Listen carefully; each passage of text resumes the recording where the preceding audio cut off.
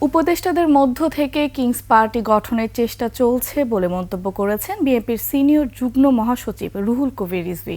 বলেছেন, জন আকাঙ্ক্ষা পূরণের বিপরীতে সরকারের ভেতর থেকে রাজনৈতিক দল গঠনের চেষ্টা করায় জনমনে অন্তর্বর্তী সরকারের নিরপেক্ষতা নিয়ে প্রশ্ন উঠেছে। বিএনপি চেয়ারপারসন খালেদা জিয়ার ছোট ছেলে আরাফাত রহমান কোকোর 10ম মৃত্যুবার্ষিকীতে বনানী কবরস্থানে মোনাজাতে অংশ নেন রিজভী। এ সময় তিনি বলেন, উপদেষ্টাদের কথার মাঝে শেখ হাসিনার বক্তব্যের পুনরাবৃত্তি দেখা যাচ্ছে। ফ্যাসিস্টরা বলতো আগে উন্নয়ন পরে গণতন্ত্র, আর উপদেষ্টাদের কেউ কেউ বলছে আগে সংস্কার পরে নির্বাচন।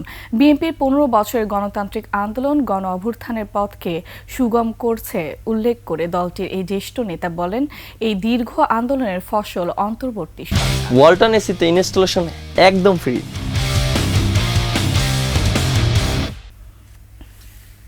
আমরা সকল ঘটনা অতিক্রম করে বুক চিতিয়ে লড়াইয়ের রাজপথে বছরের পর বছর আমরা থেকেছি।